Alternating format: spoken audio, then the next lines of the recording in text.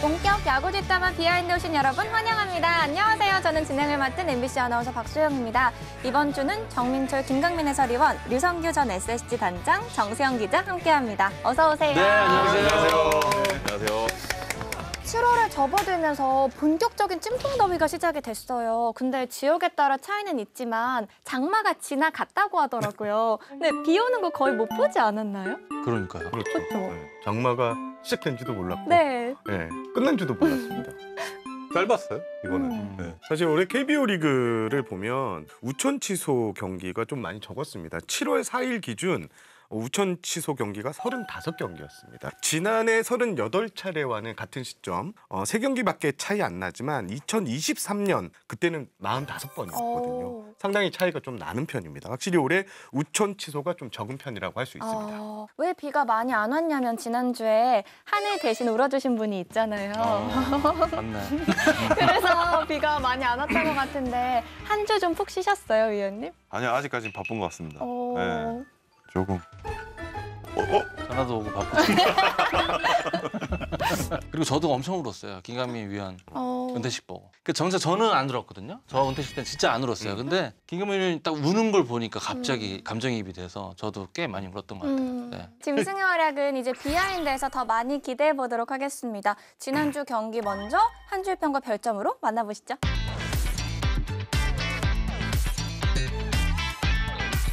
먼저 삼성, 영웅이 없네. 목금토 팀은 3연승을 달렸는데 김영웅 선수는 무안타로 안타도 한 개를 때리지 못했거든요. 올해 김영웅 선수가 지난해 이제 홈런이 28개였는데 올해는 뭔가 부침이 좀 있는 모습입니다. 6월 20일에는 이 2군에도 좀 내려갔다가 좀 0점을 잡아라, 다시 올라와라 해서 복귀를 했는데 복귀하고 나서도 좀 타격 기복이 좀 심합니다. 일단 내부에서는 김영웅 선수를 두고 좀 더 잘하기 위해서 타격 폼을 좀 수정을 했다. 이게 오히려 더 안 맞는 이유다. 이런 분석이 나오고 있는데요. 결과적으로 삼성이 올라가기 위해서는 작년에 보여줬던 김영웅 선수의 활약이 있어야 될 것 같습니다. 그리고 그것보다 더 매콤한 한 줄 평이요. 두산이에요. 네. 사령탑을 교체해야 하나? 이게 최근 야구계에서 두산이 이제 조성한 대응 체제를 계속 이어가지 않고 후반기 혹은 8월 이후에 새 사령탑을 좀 안 칠 수 있다. 이런 소문이 좀 나오고 있습니다. 현장에 나오는 소문을 보면 우승 경력의 사령탑을 알아보고 있다. 혹은 첫 번째 덕목이 두산의 투수 파트를 좀 강력하게 이끌 수 있는 적임자를 찾고 있다. 이런 얘기가 좀 나오거든요. 이승엽 감독 대행 체제 이후에 좀 가라앉았던 분위기를 좀 반등하기 위해서는 두산이 사령탑 교체 선택을 할 가능성이 높다라는 현장 이야기가 있습니다. 지금 회장님 힌트에 바로 떠오르는 분 있죠? 이거 약간 스무고개처럼 맞춰서. 지금 회장님 웰플 쉬는데 딱 그분이 딱 지금 떠올라요. 이게 뭐야? 저는 오랜만에 두산 홈 경기를 이렇게 직관을 했거든요. 근데 원정 관중이 홈 관중보다 더 많은 건 저는 처음 본 것 같아요. 네. 저한테 조금 더 직접적으로 얘기하셨었잖아요. 뭐라고 했죠? 재미없다. 재미없어요. 아니, 그렇죠. 이게 두산이 1년 내내 타격이 안 돼요. 이거는 뭐 사이클도 아닌 것 같고 너무 득점력이 안 되니까 관중 입장에서는 너무 재미가 없을 것 같아요. 그렇죠.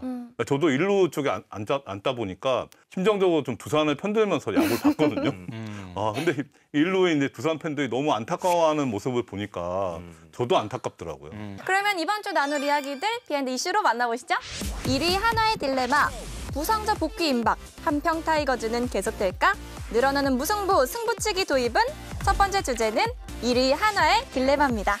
걱정 없는 집은 없다고 하잖아요. 진짜 1위 하는 팀도 고민이 여러 가지가 있긴 마찬가지입니다. 먼저 행복한 고민. 대체 외국인 선수 리베라토 선수가 너무너무 잘해주고 있어요, 지금. 플로리얼 선수는 좀 운이 없다. 이렇게 봐도 될 것 같아요, 저는. 이제 투수들이 조금 체력이 떨어질 때쯤 리베라토 선수가 왔어요. 플로리얼 선수는 초반에 투수들이 굉장히 좋을 때 그렇죠. 네. 좋았을 때 상대를 많이 했었고 플로리얼 선수도 좀 살아나는 기미가 보여서 이제 타격 쪽에서도 굉장히 잘 보여줄 수 있는 상황쯤에 이제 부상이 와서 이거 디테일하다. 진짜, 네. 부상이 조금은 와서 저 리베라토 선수가 되게 잘하고 있지만 저는 좀 그런 생각을 했어요. 플로리얼 선수도 만약에 지금 이 시점에서 있었다면 잘 치지 않았을까라는 생각도 들어서 사실 리베라토랑 플로리얼 둘이 놓고 실링 비교하면 플로리얼 훨씬 높거든요. 그렇지. 당연히 피지컬이나 뭐. 그러니까 시즌 개막 전에 용병을 데려온다. 그럼 무조건 플로리언이라고 딱 그러더라고. 그래서 더 헷갈리는 것 같아요. 저도 맞아. 고민이 클 것 같습니다. 고민이 클 것 네. 근데 지금 리베라토 선수는 도루 숫자가 플로리얼과 조금은 차이가 있죠. 그러니까 네. 리베라토는 막 달리는 스타일은 아닌 것 같더라고요. 네. 근데 긍정적인 지표, 플로리얼은 사실 위크 포인트가 몸쪽 먼 쪽에 이쪽이거든요.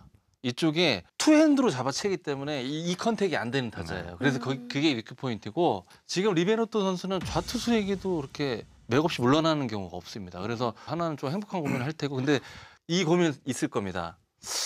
1번에 갔을 때 플로리얼은 4말이 넘어요. 타율이. 그리고 1점을 뽑기 위해서는 지금 하나가 어차피 다득점 팀이 아니기 때문에 포스트 시즌 기준으로 하면 1점 뽑기 위한 야구를 분명히 할 거란 말이죠. 그러면 주력을 갖추고 있는 플로리얼, 김경문 감독이 쉽게 포기를 못 할 것 같아요.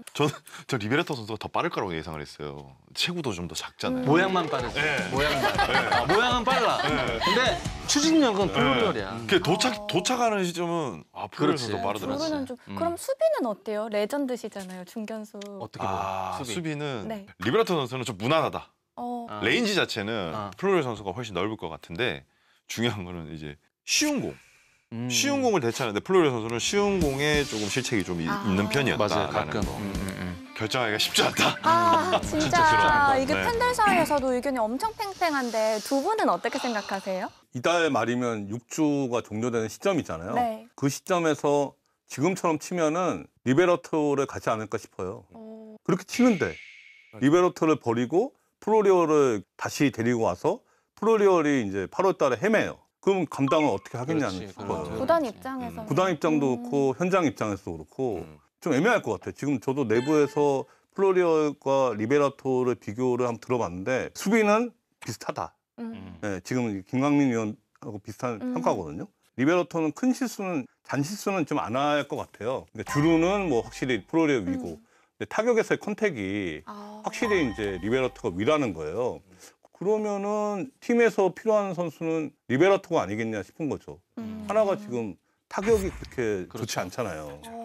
그 이달 말까지 시간이 있으니까 그때 가서 결정하지 않을까 싶습니다. 네, 뭐 단장님 말씀대로 저도 실제로 손혁 단장과 통화할 때 손 단장도 딱 같은 얘기를 하더라고요. 이건 끝까지 봐야 되는 상황 아니겠냐. 그 얘기를 하더라고요. 네. 내부에서 그리고 야구계에서 얘기 나오는 거는 분명히 리베라토 선수가 임팩트 있는 활약은 맞다. OPS도 토요일까지 1이 넘고 장타율도 6할 가까이 때려주고 팬들의 또 지지도 절대적으로 받고 있는가. 그런데 이제 내부에서 얘기를 좀 들어보면 타자 이제 적응 기준이 한 100타석 정도인데 그 정도까지는 지켜보고 결정을 해야 된다.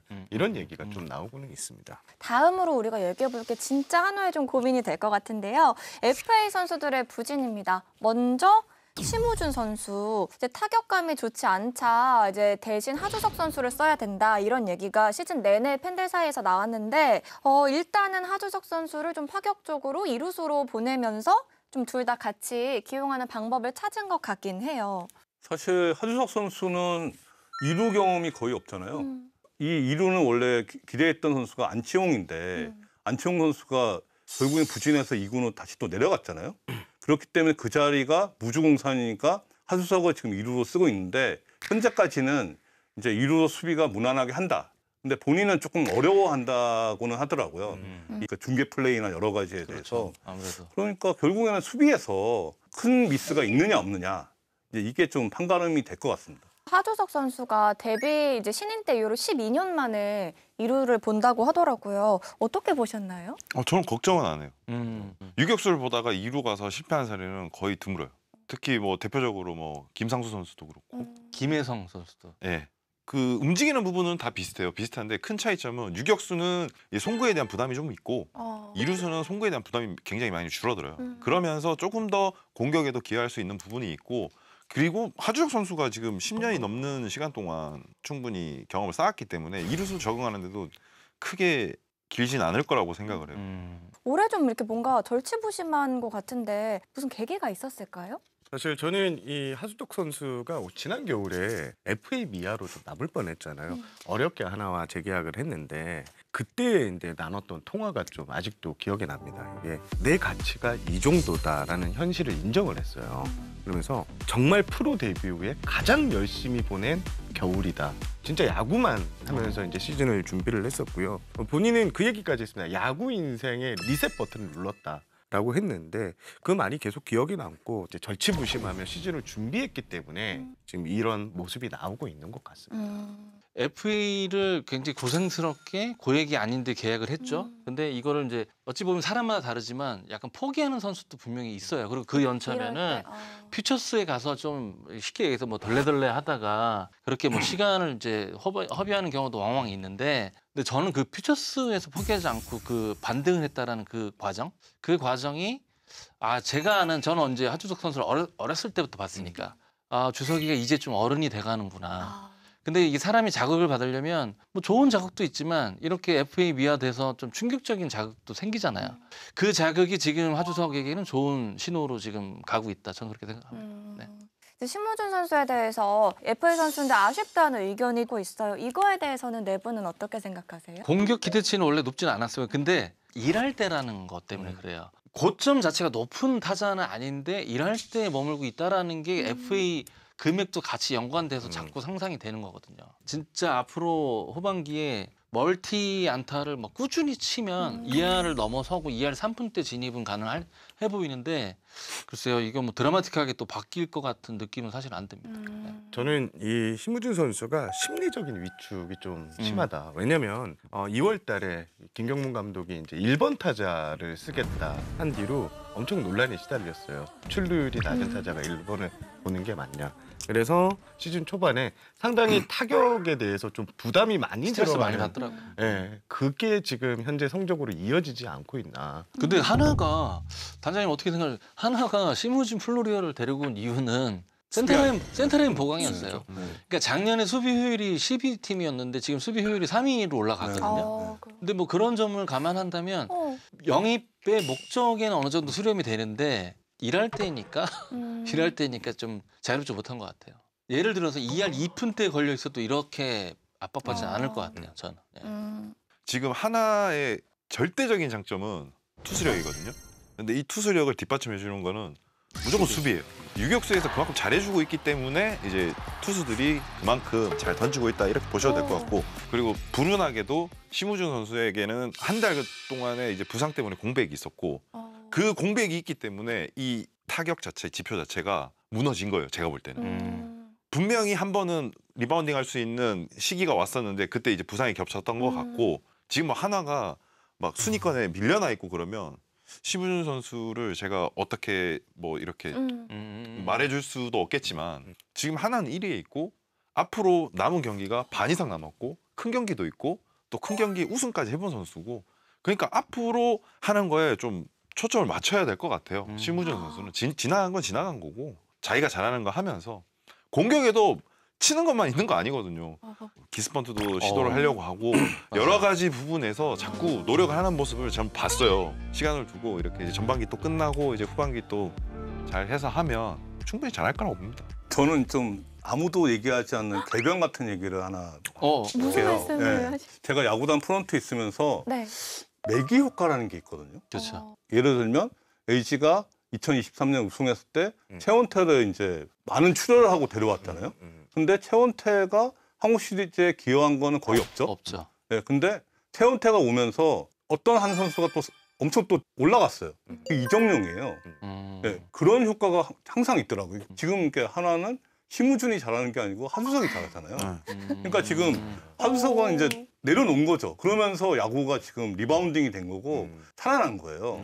이런 게 생각보다 이게 프로야구 쪽에 있다는 거예요. 매기 효과. 네. 있죠. 근데 이게 매기 효과가 있으면서 1위를 달리고 있으면 이건 실패한 게 아니라고 봅니다. 저는. 이게 팀으로 봐야 되거든요. 전체. 네, 팀 전체를 놓고 보면 실패한 FA는 아니다.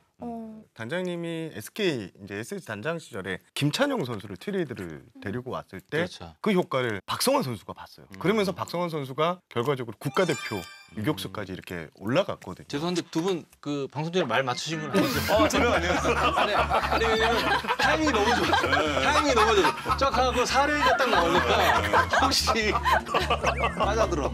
네. 진짜 사실 근데 그 하나 내야 뎁스가 엄청 좋아졌어요. 좋아졌죠. 원래 같으면 지금 이도현도 있고. 예, 네, 맞아요. 맞습니다. 사실 이도현 선수도 가까이서 보면 거의 주전급이에요. 맞아요. 예, 좋은 선수예요. 네. 원래 같으면 이제 심우준 선수가 없다고 이제 가정을 하면 안청 선수 부상으로 빠지고 문현민 선수가 외야로 돌아버리면 부상 선수 나오면 내가 무너져요 아예.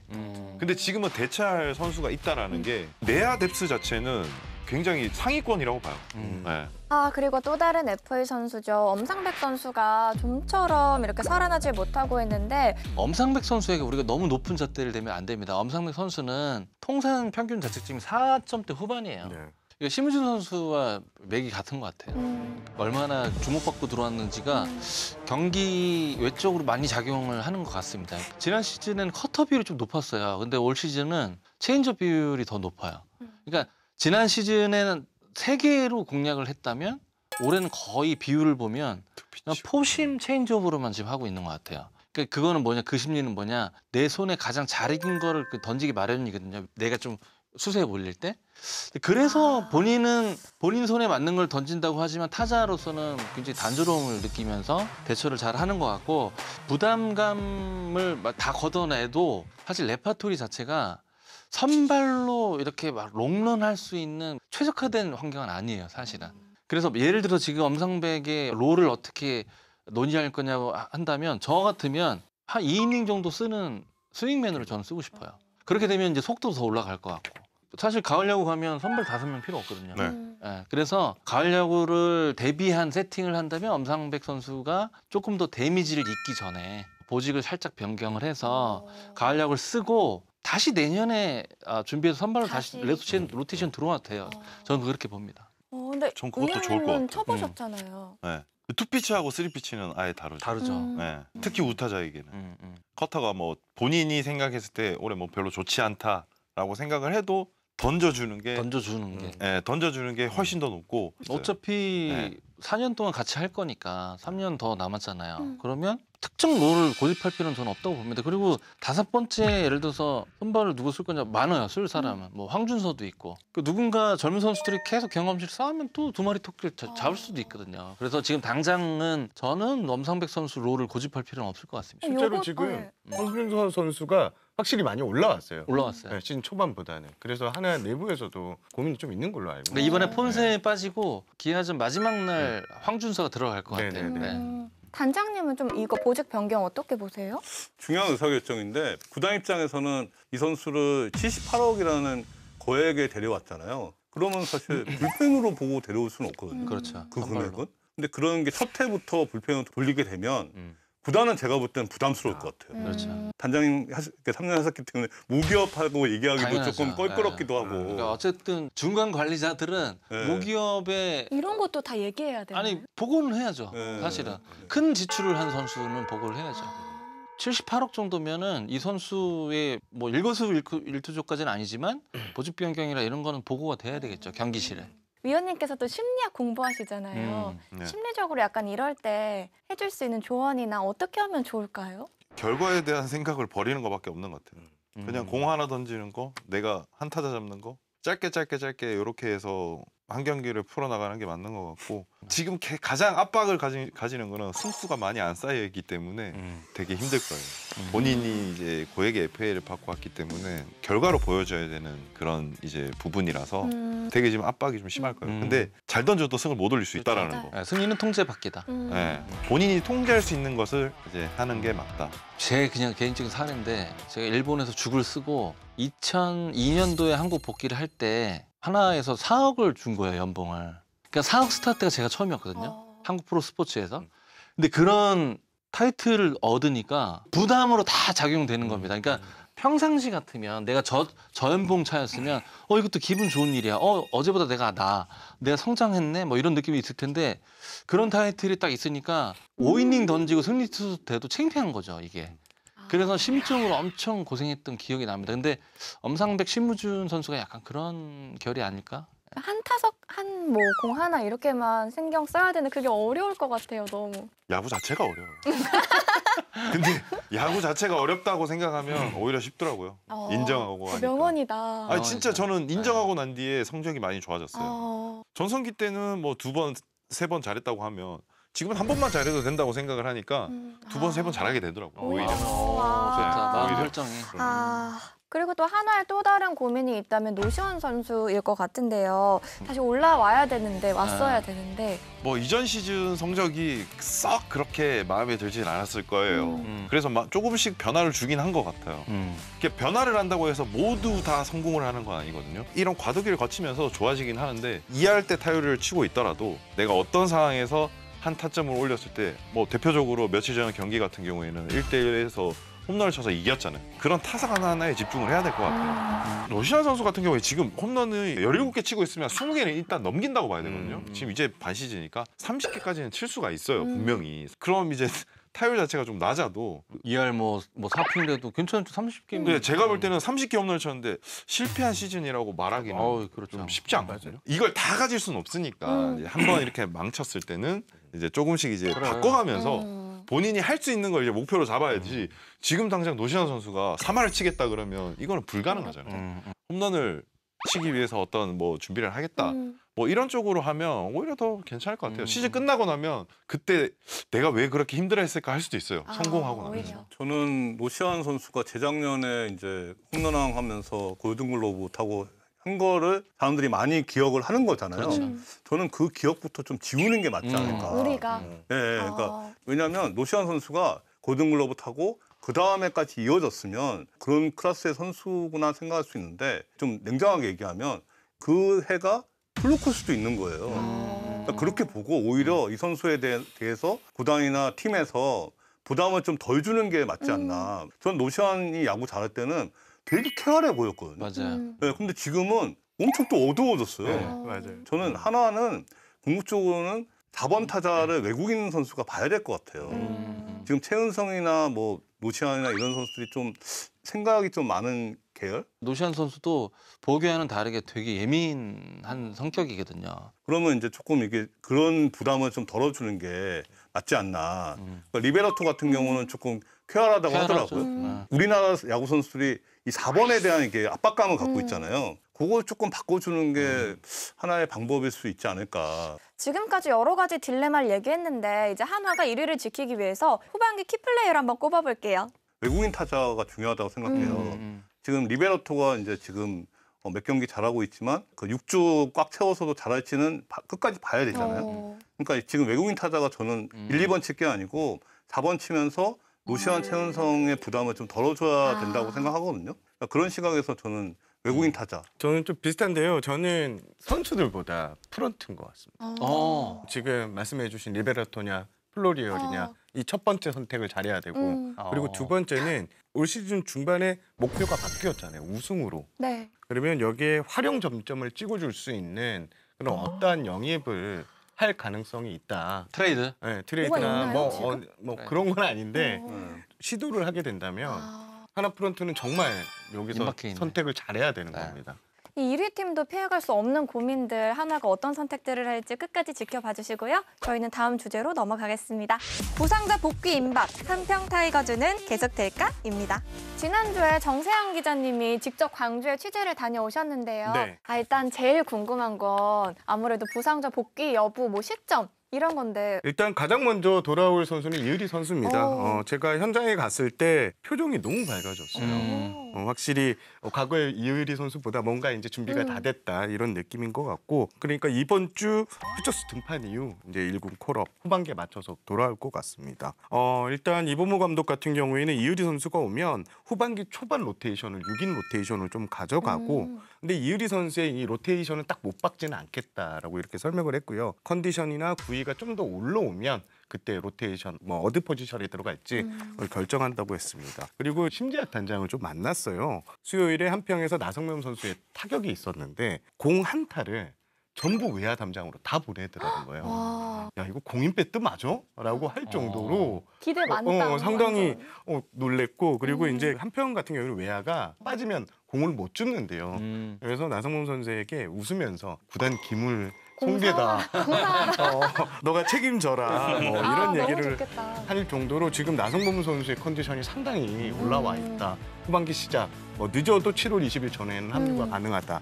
이런 얘기를 들었고요. 여기 김선빈 선수도 네. 지금 자리 잘 증명되고 있다고 합니다. 2군에서 실전 경기만 좀 더 치르고 나면 후반기에 맞춰서 복귀가 가능하다. 이런 이야기를 들었습니다. 다만 이제 햄스트링 부상을 당한 우리 김도영 선수 지금이라도 다 뛸 수 있어요. 이렇게 말할 정도로 지금 많이 올라와 있는 상태래요. 근데 구단은 이제 여기서 한 번 더 다치면 이제 시즌이 끝나는 거니까 복귀는 7월에는 힘들고요. 좀 더 세팅해서 올리겠다라는 입장을 보이고 있습니다. 심지학 단장님이 그렇게 지금 분위기가 밝아지셨다고. 그 심리학 단장은 전반기에는 한 5할 언저리 성적을 유지하면서 부상자들이 돌아오는 후반기에 우리가 이제 승부수를 한번 띄워보겠다라는 입장인데 지금은 크게 힘을 안 들였는데도 유지가 되고 앞에 사정권에 두고 있으니까 너무 자기도 기분 놀랐다고 좋으시겠다. 이런 얘기를 했어요. 5월인가 그때 가셨을 때는 사장님이 선수단 미팅에 오셔가지고 선수들 다 깜짝 놀래고 그랬다고 했는데 분위기가 많이 좋아진 것 같아요. 이범호 감독이 뽑은 이 포인트가 있더라고요. 경기에 6월 20일부터 6월 29일까지 원정 9연전을 치렀습니다. 사실 기아가 원정 9연전을 치르면 상당히 힘든 일정을 많이 보냈대요. 과거에. 그런데 두 번의 무승부가 나왔잖아요. 이 두 번의 무승부가 기아의 결정적이었다. 이런 말을 했습니다. 이 경기에서 졌다라면 분위기가 확 바뀔 수 있는데 이 두 번의 무승부 안 졌다 우리가. 그게 선수들한테 오히려 더 자극제가 되고 지금 현재 팀 분위기는 상당히 올라와 있다. 이렇게 보시면 될 것 같습니다. 한평 타이거즈 멤버들이 너무너무 잘해주고 있잖아요, 지금. 정민철 위원님은 혹시 이 중에 눈에 띄는 선수 있으셨나요? 네, 만화 주인공이죠. 독고탁이 아닌 성영탁. 성영탁 선수가 6월 승률 1위를 하는데 큰 지분이 있었습니다. 왜냐면 17.1이닝 연속 무실점. 팀 선배 조계현 선배 기록을 또 넘어선 그런 기록이라고 하고 제가 이제 5월 20일 날 KT 1군전을 언뜻 봤는데 2이닝을 무실점을 하더라고요. 근데 이범호 감독 말처럼 볼질을 안 합니다. 볼질을 안 하다가 맞으면 다음 기회가 생기는데 점수는 안 줬지만 볼질하다가 점수 안 준 선수는 기회가 안 가요. 근데 성영탁은 투심하고 슬라이더 인상적입니다. 그리고 10라운드 출신입니다. 약간 표정에서 결기가 느껴지는 아주 개인적으로도 응원하는 그런 선수입니다. 김호령 선수는 어떻게 보고 계세요? 김호령 선수도 사실 잘할 때 됐죠. 잘할 진짜. 때 됐어요? 이전부터 눈여겨볼 수밖에 없었던 선수예요. 아. 워낙 수비력이 좋았고. 근데 이제 타격 쪽에서 조금 이제 문제가 있었는데 뭔가 이제 갖춰진 것 같아요. 본인이 어떤 타격을 해야 되고 본인이 만족할 만한 타격을 하는 것 같아요. 지금은. 타격까지 잘 되면 김호령 선수는 주전이에요. 그냥 주전이죠. 예, 쭉 갈 수도 있다고 봅니다. 늦게 오히려 된 선수들이 오히려 쭉 갈 수 있는 경우도 많았고 저 또한 수비를 기반으로 1군에서 자리를 잡고 기회를 받으면서 이제 타격이 좋아진 케이스였고 충분히 김호령 선수도 그럴 수 있다고 생각을 해요. 그러니까 김호령 선수가 지금 말씀하신 대로 2할 오픈만 쳐도 무조건 주전인데 지난 2년 동안 일할 때였어요. 극부진했었거든요. 수비 폭이 짐승이 봐도 짐승 같죠. 네, 레인지도 좋고 어깨도 나쁘지 않고 더 이상 말할 게 없는 이름도 것 같아요, 좋잖아. 지금. 이름도 내가 외야를 호령할 거야. 실제 내부에서는 좀 과거에는 뭔가 타석에서 멈칫 생각이 좀 많았다. 맞아. 뭐 이런 얘기를 했는데 지금은 좀 그런 거 없이 두려움 없이 좀 치고 있다. 이런 표현이 많이 나오더라고요. 또 이범호 감독님이 특별히 칭찬한 선수도 있다고 들었어요. 박민 선수인데요. 그래서 박민 선수인데 수비 잘하더라. 사실 2020년 신인 드래프트에서 2차 1라운드 출신입니다. 그래서 이제는 때가 됐다라고 여기도. 똑같은 얘기를 좀 했는데 2020년 경기 중에 이제 사구의 얼굴을 좀 맞았어요. 그래서 이 선수가 타석에서 두려움이 좀 많았대요. 이제 공에 대한 두려움. 근데 그게 지금 많이 크게 줄어들었다. 이범호 감독의 최근 평가는 진짜 두려움 없이 야구하고 있다. 야수는 보통 5년 정도의 숙성 기간을 같이 했는데 지금 딱 그 시점이 터질 때가 됐다. 이런 표현을. 또 활약에서 빼놓을 수 없는 게 고종욱 선수거든요. 단장님께서 뒤늦게 터질 거다라고 솔직하게 예상하셨어요? 89년에 고종욱 선수가 터질 거라고는 아무도 김호령도 예상을 못할 것 같은데 36세. 수비가 좀 약해갖고 좀 생산성이 너무 떨어진다. 그래서 제가 단장하면서 방출시킨 선수거든요. 네, 그래서 뭐 저를 좋아하지는 않을 것 같은데 지금 최근에 인터뷰하는 거 보고 사실 좀 짠했습니다. 되게 좀 절실함이 많이 느껴졌고 이 선수가 인터뷰하면서 최영호 선수를 얘기했잖아요. 그게 저도 공감은 많이 했어요. 이 최영호 선수가 저렇게 잘 뛰는데 본인도 이렇게 조금 각성 모드 이렇게 된 것 같습니다. 그래서 저는 그 한평 타이거스가 지금 성공하는 그 비결에는 저는 양현종하고 최용호의 역할이 크다고 생각해요. 제가 이번에 내려가서 오선우 선수, 김석환 선수 인터뷰를 했고 고정욱 선수도 만났는데 이 선수들의 공통적인 멘트가 하나 있었습니다. 최용우 선수가 한 달 전에 했던 기회를 잡아라. 지금 기회가 주어질 때 잡아라. 그래서 선수들이 더 분발했다고 해요. 그런 게 이제 경기력에 다 토행이 됐다. 그래서 형우 선배님께 감사하다라는 말을 많이 했습니다. 정작 본인 때문에 기회 못 잡는 선수가 꽤 많은데. 그렇죠? 본인 자리는 안 되고 내 자리는 안 되지만 내 자리는 안 되지만 야, 본인 보니까 자리 많더라. 한번 해봐. 이거. 사실 고정욱 선수는 통산 타율이 3할이에요. 예전부터 타격에 대한 이런 부분들은 좋았고 수비 때문에 꾸준하게 기회를 못 받았다는 거. 그래서 이제 타격이 좀 많이 묻혀 있는 타자고 파워가 좋아요. 좋아. 네. 연습 때 치면 굉장히 멀리 쳐요. 근데 본인이 그렇게 생각을 안 하고 쳐서 그렇지 고정욱 선수가 이제 더 지금 잘하는 거는 이 결혼하고 난 뒤에 좀, 맞아. 네. 아내분이 또 절실하고 임신을 하셔서 절실하고 간절함인 것 같아요. 이전에 이 정도는 없었거든요. 진짜 간절하거나 절실하거나 그런 캐릭터는 또 아니었거든요. 네. 사실 제가 말 못하는 부분 다 해줬어요. 약간 재능충에 가까워요. 타격은. 진짜 그런데 정말 좋은 기회인 것 같아요. 기회. 오히려 더 보기 좋습니다. 이제 이렇게 다들 너무 잘해주니까 구단에서도 서프라이즈 선물을 또 준비하고 있다고. 최근 이제 최준영 대표이사가 바쁜 시간을 좀 쪼개서 야구단을 정말 자주 오고 있대요. 그래서 상당히 이 최 대표가 좀 고무돼 있다. 내부에서는 아마 지금 뭐 오선우, 김석환, 김규성, 성영탁 이런 선수들에게 대해서 시즌 뒤에 철저하게 연봉 고가대로 가겠지만 더 많은 좀 플러스 메리트를 좀 주지 않을까 이런 내부적인 기대감이 상당히 있더라고요. 그러면 지금 선물은 없는 거. 저는 지금은 차라도 한 대씩 주시는 줄 알았어요. 아니면 손편지라도 써서 절대 안 좋아할 것 같은데. 차는 너무 좀. 너무 센데. 근데 이제 올스타 브레이크 끝나면 이 주전 선수들이 차례대로 복귀를 할 텐데 경쟁을 좀 하는 구도가 될까요? 아니면 주전들에게 그래도 기회가 좀 먼저 돌아갈까요? 돌아오는 선수들 몇 면을 보면 먼저 안 쓸 수가 없을 것 같아요. 그렇죠. 그리고 아까 이제 류 단장님이 말씀하신 대로 이 젊은 선수들의 플레잉 타임이 좀 많았기 때문에 또 자연스럽게 뭐 이렇게 하지 않을까. 그리고 제가 다른 관점인데 지금 기아가 굉장한 추진력을 보이고 있지만 지난 시즌 대비 관중 수가 좀 줄었어요. 한 3% 정도 줄은 걸로 제가 파악이 되거든요. 김도영 선수의 부재도 꽤 크다고 보고 나성범, 김선빈 스타 플레이어들 부재도 좀 크다고 생각하기 때문에 이 선수들이 오면 구단 마케팅도 그렇고 팀 에너지 관리도 그렇고 당연히 저는 먼저 쓸 거라고 생각합니다. 네. 급진적으로 바꿀 것 같지는 않아요. 이제 복귀하는 선수들 나성범이든 김선빈이든 이런 선수들은 처음에 대타로 쓰면서 자연스럽게 이제 기존의 선수라고 물 흐르듯이 바뀌지 않을까. 처음에 대타 쓰면서 요 기존 선수들이 이제 페이스는 이제 떨어질 때가 거의 안 물릴 것 같거든요. 그럼 자연스럽게 그렇게 되지 않을까. 그렇지 않으면 지금 이 분위기가 깨질 수도 있잖아요. 네, 팀 케미를 생각해 보면 저는 감독 입장에서는 그렇게 하지 않을까 싶습니다. 그럼 네 분 보시기에 백업 선수들 중에서 어떤 선수들은 살아남을 것 같다 그래도 성영탁은 살아남을 것 같아요. 성영탁은.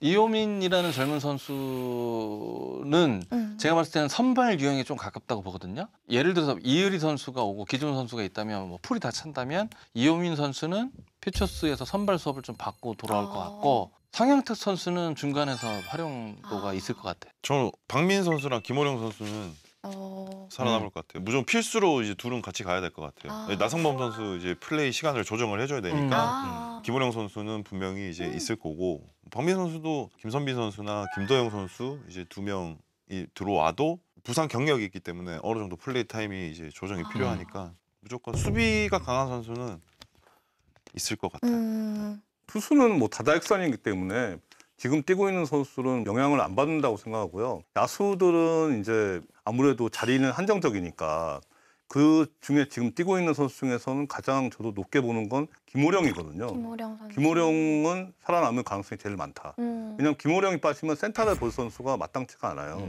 최원준도 보니까 우익수로 가서는 수비가 괜찮던데 중견수는 조금 맞아요. 애매하거든요. 굵직굵직한 실수. 그래서 저는 김호령은 계속 엔트리에 있지 않을까. 이범호 감독은 그 말은 했습니다. 그러니까 이 선수들이 복귀를 한다고 해서 딱 같은 날짜에 맞춰서 복귀하는 거 아니다. 다 이게 다르기 때문에 최근 잘하는 선수에게 일단 우선권을 주겠다. 라고 이렇게 설명을 했습니다. 네, 앞으로 더 기대되는 기아 어디까지 올라갈 수 있을지 저희 함께 지켜보도록 하겠고요. 다음 주제 만나보시죠. 늘어나는 무승부 승부치기 도입은? 입니다. 네, 올 시즌부터 연장전이 11회까지로 줄어들면서 무승부 경기가 늘어나고 있습니다. 이렇게 되면 팬들은 막 열심히 보다가 허탈하다 이런 반응도 많이 나오는 것 같아요. 아무래도 그렇죠. 이게 팬들 입장에서는 이제 허무하잖아요. 이게 승부가 안 나면. 근데 현장이나 구단 입장에서 봤을 때는 오히려 다행이다 이런 생각도 좀 왜요? 들거든요. 지는 것보단 낫잖아요. 이길 수도 있는 거잖아요, 근데. 아니 근데 오히려 비기는 것보다 지는 게 그 허무함의 강도가 훨씬 큰 점수 차로 이기고 있다가 추격을 당해서 무승부하는 거는 조금 데미지가 있지만 패보다는 무가 낫죠, 직관적으로도. 아, 이게 또 스포츠에서 승부를 못 냈다? 아, 이 팬들 입장에서는 또 이게 조금 이게 맞나 싶잖아요. 다들 승부치기에 대해서 어떻게 생각하세요? 이게 지금 승부치기가 메이저리그에서도 하고 국제대회 룰이기도 하잖아요. 앞으로 이게 시간 문제 같아요. KBO 리그도 승부치기를 도입할 것이다. 승부치기가 전통적인 관점에서 봤을 때는 좀 이상하거든요. 야구적으로 봤을 때는 전통적으로. 근데 ABS도 이상해요. 그런 관점에서 봤을 때는 아니 무슨 기계가 판정하고 뭐 이러는 건데 지금 이제 시대가 바뀌었다는 거죠. 이 야구 팬이 바라보는 그 시각 자체가 승부치기가 맞다는 거예요. 그리고 승부치기가 도입되면 순간 시청률이 많이 올라갈 것이다. 승패를 보니까. 아니 그러니까 그 타이밍이 이렇게 되게 좀 확 치솟잖아요. 결과가 나오잖아요. 그러면서 비즈니스 측면에서도 많이 조금 좀 긍정적인 요인이 있을 것이다라고 생각합니다. 주자를 이렇게 세팅해놓고 승부치기를 하는 좀 가짜로 야구하는 것 같은. 지금 이제 메이저리그는 주자 2루에 놓고 10회부터 시작을 하는데 뭐 그런 의견도 있어서 전통성을 훼손한다. 그래서 그걸 반대하는 사실 일각의 목소리도 많고. 근데 이제 아까 리선구 단장님 말씀대로 이건 추세이기 때문에 내년 시즌부터 바로 해야 된다고 생각을 합니다. 그리고 미국은 이게 2023년에 도입이 돼서 영구화가 됐어요. 없어지지는 않을 거예요. 지금 제도적으로 보면. 그리고 걱정하는 게 일각에서는 그러면 주자 2루에 가면 투수가 불리한 거 아니냐. 그 주자는 자책점으로 기록을 안 합니다. 그리고 상대했을 때 그 주자가 나갔을 때는 내 책임이 되고. 근데 여러 가지로 약간 밸런스가 맞는 제도이고 결국 돈을 지불하고 오신 팬분들은 승부를 좀 보시고 하고 싶은 욕구가 강하기 때문에 승부치기 도움을 해야 된다. 김강민 의원님 의견도 한번 들어볼게요. 일단 승패가 갈리는 거에서 찬성이고 오히려 이제 주자를 세팅해놓고 하기 때문에 빨리 끝나지 않을까. 그리고 맞아요. 경기 시간 단축도 MLB에서 그런 통계도 나와 있으니까. 맞아요. 네. 저는 좀 반대인데요. 왜냐하면 일단 승부치기까지 하면 너무 강공 드라이브식으로 이제 그게 많이 전개된다. 이런 우려 시선을 좀 봐서 사실 기자들은 대부분 다 찬성이거든요. 저희도 빨리 퇴근하고 빨리 갈 싶어서. 수 있어서요. 네, 그렇지만 아니 근데 좀 회장님이 반대하시는데 다른 기자분들도 아니요. 저는 의견을 취합하는 사람이라고 보시면 될 것 같습니다. 근데 실제로 지난 시즌 전에 한번 논의가 됐다고 들었는데 현장 반대가 굉장히 거세서 이거를 도입을 못했다고 들었어요. 실행위원회에서 안건으로 다뤄지기는 했습니다. 근데 투표까지는 이어지지 않았는데요. 반대가 일방적으로 나왔습니다. 근데 현장 감독도 9명이 다 반대를 했다. 한 명 빼고는 그런 얘기를 했고 사실 제가 취재한 내용은 단장들 중에서도 찬성파가 꽤 있어요. 네, 실제로 좀 많이 비등비등했다는 얘기를 들었는데 현장에서 반대하니까 우리는 어쩔 수 없이 반대를 한다. 이런 의견이 나왔다고 합니다.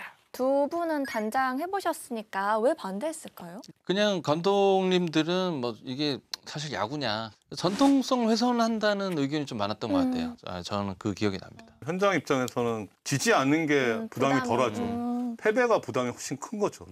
그럼 이게 어쨌든 논의가 계속 되고 있고 만약에 이게 흐름이 그렇다면 룰을 좀 잘 만드는 게 중요할 텐데 어떤 룰이 생길까요? 사실 2023년부터 퓨처스 리그에서 승부치기 제도가 시행이 되고 있고요. 1, 2루에서 이제 상황을 놓고 이제 그렇게 하고 있는데 1군에서는 과연 그 방식이 맞느냐 갖고 여러 가지 이야기를 나왔다고 해요. 2루에 놓는 거, 1루에 놓는 것, 또 1, 2루에 놓는 것. 언제, 주자 어떤 상황에 승부치기를 하는 게 좋을까요? 저는 미국 사례 모델이 가장 좋은 것 같아요. 따라가자. 그러니까 정규 이닝 끝나면 바로 승부치기를 해서 그냥 2루 이렇게 시행을 하는 게 제일 좋을 것 같습니다. 저는 뭐 주자 일루는 취지에 맞지 않는다고 생각합니다. 주자 일루면 점수가 일루에만 있는 건. 그렇죠. 일루만 있으면 점수가 안 날 가능성도 많거든요. 그렇죠. 그 점수가 나길 원하는 맞아요. 거잖아요. 스크린에 갖다 놔야죠. 네, 그러니까 주자 그렇죠. 이게 이름. 승부치기를 하려고 하는 건데 일루라고 하는 거는 본질을 훼손하는 제도라고 생각해요. 이럴 바에는 차라리 안 하는 게 낫다. 그렇죠. 네, 그러니까 1, 2루가 지금 이제 피처스 리그에서 하고 있는 게 아마추어 룰이잖아요. 네, 맞습니다. 아마추어 룰인데 저는 이게 더 나을 것 같아요. 불을 놓고 보면. 왜냐하면 1, 2루 있으면 번트를 될 가능성이 많잖아요. 그럼 포수아웃 상황이니까 여기서 이제 더 재밌을 것 같아요. 2루는 포수아웃이 아니니까 3루까지 갈 가능성이 많지만 번트 미스가 분명히 생기잖아요. 그러면 그게 더 야구가 더 재밌을 것 같다. 개인적으로는. 그럼 점수가 더 안 날 수도 있고. 그렇죠. 그래서 미국이 네. 싱글 주자만 놓는 이유가 네네. 포스아웃과 더블 플레이에 대한 생각도 아예 지워버리고 그러면은 네, 그러니까 빨리 끝내고 그렇죠. 싶은 그러니까 취지예요. 이게 나은데 그럼 10회 초부터 바로. 저는 개인적으로는 10회는 해보고 11회부터 승부치기를 하는 게 더 낫지 않을까 그냥 개인적인 생각. 그러니까 저는 10회로 왜 얘기를 했냐면 제 사견인데 좀 KBO 리그가 현장에서는 144경기가 많다는 소리도 여전히 있어요. 그리고 선수층이 그렇게 두텁지 않다는 얘기가 여전히 뭐 많기 때문에 바로 시행을 해서 바로 승부를 보는 게 시간 단축과 선수 보호 차원에서 저는 유리하다고 생각이 듭니다. 그러면 이제 투수 같은 경우에는 쪼개기로 이제 등판하면 좀 경기가 길어질 수 있기 길어지니까. 때문에 뭐 투수가 한 타자는 무조건 상대를 하고 두 타자까지는 해야 된다. 이런 식으로 좀 정해놓을 수 있는 뭐 정해놓는 게 좀 필요하다. 이런 목소리는 좀 있습니다. 실제로 좀 움직임이 있나요? 계속 예의주시하고 있어요. 언제든지 다시 나올 수 있는 이슈다라는 게 KBO 내부 생각이고 KBO 같은 경우에는 무승부라는 것을 좀 인정하지 않으려고 하는 이런 눈치도 좀 있어요. 그래서 저는 이 이슈는 계속 나올 것 같아요. 빨리 결정될 수도 있을 것 같고요.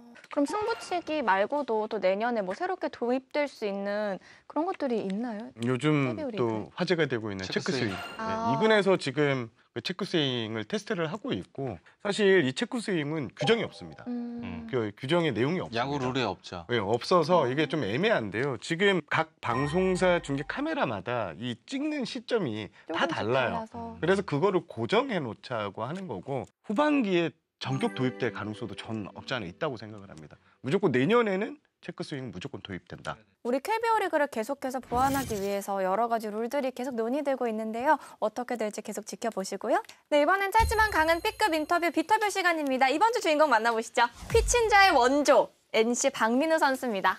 안녕 비하인드. 그냥 주변에서 중간중간에 그런 결과들을 보고 알려줘가지고 될 수도 있겠다라는 생각은 했었는데 뭐 당연히 될 거라고는 솔직히 생각 안 했어. 팬분들이 뽑아주셔서 이렇게 6년 만에 올스타전에 나가게 됐는데 많은 선수들과 또 팬분들과 함께 좋은 추억 만들 수 있도록 해볼게. 뭐 많은 분들이 뭔가를 원하시는 거를 좀 댓글로 남겨주시긴 했는데 아직 회의를 안 해봐가지고 스포할 건 없어 사실. 박민우에게 박건우랑 가장 의지하고 힘이 되어주는 동료인 것 같아 현재. 딸 자랑 한번 해볼까? 일단 뭐 너무 귀엽고 아빠 닮아서 진짜 말을 안 듣긴 하는데 사람들에게 엄청 잘 다가가고 그리고 자기를 좋아해주는 걸 알아가지고 약간 어렸을 때부터 벌써 관종의 끼가 좀 보여. 하염없이 다솜이란 뜻인데 다솜이란 말이 순 우리말로 사랑이란 뜻이야. 그래서 하염없이 사랑한다라는 뜻으로 하솜이로 지었어. 박민우에게 휘문이란? 사실 이렇게까지 될 줄 몰랐는데 굉장한 나의 자부심이자 자랑스러운 나의 모교. 그게 내 창원 NC파크 락커에 30개가 넘게 있거든. 그래서 이제부터 만나는 우리 휘문인 선후배들에게 하나씩 나눠줄 예정이야. 여기 MBC 카메라 감독님이 휘문이라고 알고 있어서 다음에 오시면 내가 드린다고 했어. 서장훈? 그런 건 아니고 그냥 유독 그냥 휘문 출신의 말을 잘하는 선수들이 프로에서 성공을 해서 그런 얘기들이 나오는 것 같은데 말 잘 못하는 선수들도 많고 다 그래. 표면적으로 보이는 수치는 뭐 굉장히 잘하고 있다라고 생각할 수 있겠지만 보이는 기록이 아닌 다른 부분에 있어서 과연 내가 잘하고 있나 잘해왔나라는 생각을 해봤을 때 아직 잘해왔다라는 걸로 생각할 만큼은 아닌 것 같고 앞으로 좀 더 많이 보완해야 될 부분들이 있다고 생각해. 글쎄 근데 올해는 솔직히 나도 모르겠어. 그냥 뭔가 잘 풀리는 것 같은 느낌이야. 근데 원래 타점을 만들 수 있는 상황을 원래 좋아했어. 어렸을 때부터 좋아했고 타석에 들어가는 걸 즐거워했어. 자고로 주장이란 말이지. 그냥 선수단을 대표하는 얼굴인 것 같아. 내가 하는 행동 그리고 말 모든 게 다 선수단을 대변한다고 생각하기 때문에 항상 조심해야 하고 또 책임감을 가져야 한다라는 그런 생각을 가지고 있어. 올 시즌에? 올 시즌에. 본인? 아 진짜 한 명 뽑기가 너무 어려운데 진욱이를 뽑고 싶어. 팀의 마무리로서 굉장히 큰 부담이 있을 텐데 그래도 현재 17세이브나 했고 팀의 17승을 책임졌다라는 거기 때문에 잘해줬다라고 생각해. 반면 활약이 좀 아쉬운 선수는? PGB? 충분히 더 잘할 수 있고 더 상위 클래스로 올라올 수 있는 선수라고 생각하기에 조금 아쉬웠던 것 같아. 감독님? 감독님 너무 힘들어요. 왼쪽 이순, 김주원, 김영준, 김희집. 질문 들었을 때 지금 딱 드는 생각 그대로 얘기한 거야. 이제 나의 뭐 야구 인생 많은 시간을 함께했고 가장 애정 있고 책임감도 같이 드는 나에게는 진짜 너무 편안한 가족인 것 같아. 지금 순위 싸움이 굉장히 치열한데 거기에 우리 NC가 꼭 포함돼서 많은 팀들이 두려워하는 그런 NC가 되는 게 가장 큰 목표이자 현재 그랬으면 좋겠어. 응원 많이 해줘. 더운데도 야구장 많이 와주고 고마워. 안녕. 네, 이번 코너는 비하인드 패널들이 뽑은 월간 MVP, BVP 시간입니다. 6월에 선택을 받은 선수들 어떤 선수들인지 확인하시죠. 먼저 간보아 선수 선택해주신 두 분 이유 한번 들어볼까요? 그때 왔을 때 제가 한 줄 평 얘기했잖아요. 간보아, 가을보아. 네. 간보아가 이렇게 그때 평가가 사전 평가가 모 아니면 도다 네. 이런 평가가 많았는데 결국에 모가 됐잖아요. 6월 MVP 후보에 오를 정도로 만약 그렇지 않았으면 롯데가 좀 떨어졌을 겁니다. 이 선수의 역할이 상당히 컸기 때문에 저는 6월 MVP에 이견 없이 간보아를 생각합니다. 사실 롯데가 뭐 떨어진다 했었는데 안 떨어지는 지분의 80% 이상은 간보아 선수인 것 같아요. 워낙 지금 박세웅 선수랑 데이비드 선수가 좀 부침이 있으니까. 좀 부침이 있는 것 같아요. 체력적으로. 그래서 MVP라고 저는 뽑아봤습니다. 그러니까 좌완에 최고 구속이 157까지 나오잖아요. 네. 짐승 타자여도 네. 진짜 좀 무서웠을 것 같은데. 아 사실 저도 놀라운 게 그 패스트볼을 거의 60% 이상을 그쵸. 때려대거든요. 그렇죠. 그러면 타자들이 이제는 노려요. 패스트볼을. 적응해서. 그리고 KBO 타자들이 한 구종을 노리고 그렇게 못 치는 타자들은 잘 없거든요. 근데 결과가 안 나와요. 제가 봐도. 네, 특히 이제 LG랑 경기를 봤었는데 뭐 박동원 선수, 문보경 선수 다 패스트볼을 노리고 치는 타이밍이었거든요. 근데 정타에 못 때려내더라고요. 무조건 뭔가 있다. 그래서 치기 힘들 것이다 라는 생각이 들어요. 뭘까요, 그게? 구위죠. 그냥 제가 봤을 땐 피지컬은 그렇게 폰세나 이런 선수처럼 압도적인 피지컬은 아닌 것 같은데 그 힘 전달 능력이 엄청 뛰어난 거죠. 구위인 거죠. 사실 간보 선수가 처음에 삼성전인가요? 와갖고 이제 이 등폰 때문에 뭐 홈스도 주고 그리고 여전히 지금 도루 허용이 한 6개 정도 되더라고요. 그러면 적은 수치는 아니잖아요. 근데 결국 이거 구위로 다 상쇄시키는 겁니다. 그다음에 이 동작을 좀 이거 빼고 나니까 뭐 김건모 의원 말씀대로 그러니까 직구인지 알면서도 이게 다 넣는 거죠. 그만큼 호핑 현상, 그러니까 위아래로 뜨는 수직 무브먼트가 굉장히 좋은 선수다. 네. 진짜 타자들 얘기 들어보면 스무스하게 나와서 뭔가 팡 하고 꼽지는 느낌이래요. 그래서 이렇게 준비해서 딱 들어가는데 뭔가 그거보다 더 빨리 들어오는 그 느낌이 좀 투구폼도 있는 것 같아요. 투구폼도 약간 뒤로 누워서 이렇게 해서 네, 얹어놓고 누워서, 이렇게 네, 어떤 위에서 이렇게 찍는데 원래 레슬링을 했었대요. 간보 선수가. 그러니까 운동 그 순발력이 엄청 그런 선수 같아요. 힘 전달력이 좀 돋보이는 것 같아요. 확실히. 이제 위안님이랑 그리고 정세영 기자님은 기아 전상현 선수 선택해 주셨어요. 네, 등판 횟수 그다음에 리그 홀드 이 부분에서 6월 달에 가장 많았고요. 기아가 월간 승률 15승 챙겨서 1위 하는데 결정적인 공헌을 했고 기아가 7회까지 앞섰을 때 13승 1무예요. 기아가 뒷심이 그만큼 세졌는데 그 중심에 이 전상현 선수가 있었다. 예, 버티고 있었다. 이렇게. 그리고 이제 구단 최초 100홀드라는 기념비적인 기록을 세웠기 때문에 6월 MVP로 뽑지 않을 이유가 없습니다. 네. 사실 전상현 선수하고 이번에 내려갔을 때 인터뷰를 했는데 시즌 초반에는 좀 마음고생이 심했대요. 본인이 이제 못하는 것 같아서 그래서 여러 가지 막 혼자 자책도 하고 했는데 주변의 동료들이 그렇게 또 할 수 있다. 넌 될 거야. 그런 얘기를 좀 많이 했다고 합니다. 그런 게 좀 도움이 됐다. 이렇게 설명을 했습니다. 저희도 팽팽하네요. 완전히 2대2로. 그러네요. 네. 이번 코너는 팬들의 시원한 뒷담화 비하인드 팬터뷰 시간입니다. 이번 주는 키움의 팬분이 비하인드를 찾아주셨는데요. 인터뷰 내내 뜨거운 눈물을 흘리셨다고 합니다. 지금 만나보시죠.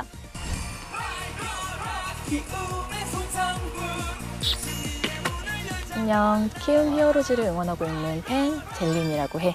가을 야구, LG, 고우석, 박병호 초구 홈런. 그때 꽂혔어. 난 히어로즈밖에 몰라 정말.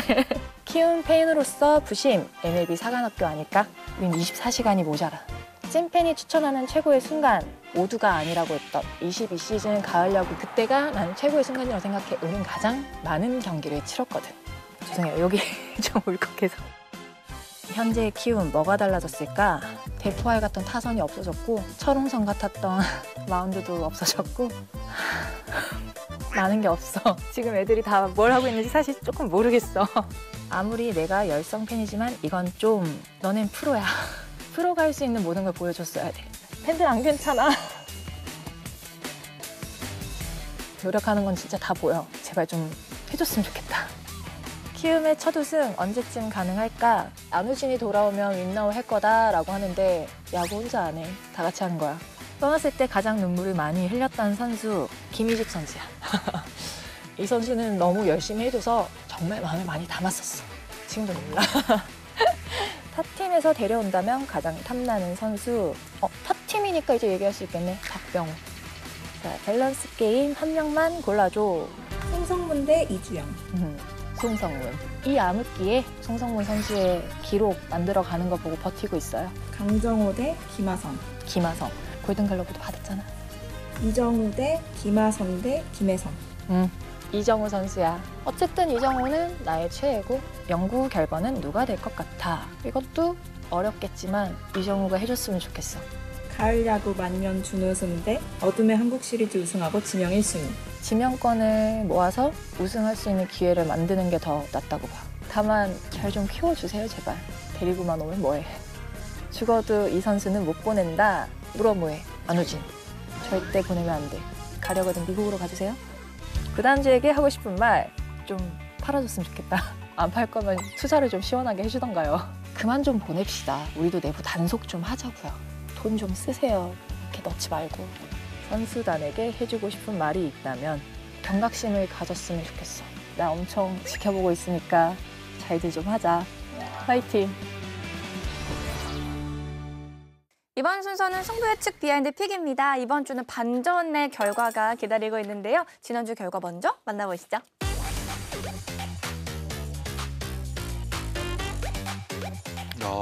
정말 보기 힘든 저희 단골 라인의 이런 동반 승리가 펼쳐졌는데 단장님 왜 표정이 안 좋으세요? 아니, 저만 돼야 되는데. 진짜 사실 저희 세 명이 올 시즌에 너무 연패에 빠져 있어서 그 돼지와 막걸리로 고사를 지냈었거든요. 모여서 김강민 위원님이 너무 요즘 잘하셔가지고 위원님 견제하기 위해서 그때까지는 우리끼리 좀 단합을 하자. 네. 그러니까 이게 삼국시대 같은 거죠. 이렇게 우리가 고구려 백제 신라 같은 거고 당나라죠. 아 열받네. 과연 저희 반골 동맹이 계속될 수 있을지 이번 주 예측도 만나보시죠. 이번 주 예측입니다. 김강민 위원님은 이번에는 SSG 위닝에만 걸어주셨고 저는 LG 그리고 류성규 단장님은 롯데, 정민철 위원님은 기아에, 정세영 기자님은 삼성에 그리고 담당 PD님이 등판을 해주셨어요. 기아의 수입에 걸어주셨는데 김강민 위원님 지난주에 이제 수입으로 패배를 맛보시고 이렇게 된 건가요? 아 이번에는 협박하러 가려고. 잘하라고. 아니 2승 못하면 그거 한다고 협박이라도 좀 하고 오려고요. 수입할 수도 있잖아요. 그건 좀 어려울 것 같고요. 그러니까 이번에 협박 픽으로 네, 한번 협박으로 가보겠습니다. 갑니다. 그리고 류성규 단장님은 롯데에 걸어주셨어요. 선발 로테이션을 보면은 뭐 대등한 것 같은데 아무래도 타격이 뭐 롯데가 압도적이잖아요. 그래서 이제 롯데 위닝을 적쳤습니다. 그리고 정민철 의원님은 기아에 걸어주셨네요. 네. 자, 이 매치업은요. MBC 스포츠 플러스에서 화요일부터 중계를 합니다. 위원님이. 네, 저랑 박재영 위원이 이제 중계를 하는데 저는 이제 로테이션도 받고 이제 최근 기세를 좀 봤어요. 하나도 기세가 엄청 센데 근데 공격 지표가 하나가 조금 약해요. 네, 그래서 기아에게 걸었고 기아는 양현종과 내일이 다 들어올 것 같고 윤영철도 아마 들어올 것 같습니다. 그리고 하나는 어쨌든 엄상백 선수가 만약에 뭐 지속적으로 선발을 간다면 엄상백 선수가 뭐 수요일 그다음에 황준서가 이제 목요일로 이렇게 제가 알고 있는데 매치업을 본다면 기아 쪽이 조금 무게가 실리지 않나 이런 생각이 듭니다. 정세영 기자님은 삼성의 위닝에 걸어주셨어요. 일단 삼성이 올해 NC에 강했어요. 6승 3패로 강해서 이런 상대 전적 고려를 했었고요. 그리고 무엇보다 제가 정방꿀이잖아요. 김용웅 선수 아까 좀 안 좋게 얘기를 했잖아요. 보통 이렇게 하면 이제 다 잘해질 반등하더라고요. 그래서 김용웅 선수가 삼성 승리의 중심이 될 것 같다. 네, 이런 이제 책을 내보겠습니다. 저는 키움과 LG 시리즈에서 LG의 위닝에 걸었는데 선발이 하영민, 알칸타라 선수가 나오면 조금 기대해 볼까 했는데 제가 생각하기에는 그래도 불펜이 버텨주지 못해서 뒤에서 항상 이렇게 되더라고요. 그래서 1승 주고 그리고 또 잠실에서 하니까 LG가 강할 것 같아서 1대2로 예측을 했습니다. 그리고 담당 PD님께서 기아의 수입에다 거시면서 타이거즈가 돌아왔다. 그리고 나도 돌아왔다. 작년 기아는 선두 싸움하는 팀들은 귀신같이 제압했다. 얘들아, 형 믿지? 원래 이런 캐릭터였어요? 네. 지금까지 근데 의외로 타격감이 없으시네요, 김강민 의원님은. 아니 저 다음 주부터 안 나오려고. 네, 저희 이번 주 예측의 결과는 다음 주 비하인드 방송을 통해 확인해 주시고요. 저희는 다음 주 더 핫한 이슈, 더 거침없는 입담과 함께 다시 돌아오겠습니다. 야구 뒷담화가 하고 싶다면 비하인드로 들어와. 뭐 사타수 무안타 경기가 나오고 부진한 경기가 이어지면 팬들의 비난이 이제 당연히 있을 것이고 그거를 주변에서 지인들이 또 보내줘. 나 단장 때요, 단장님.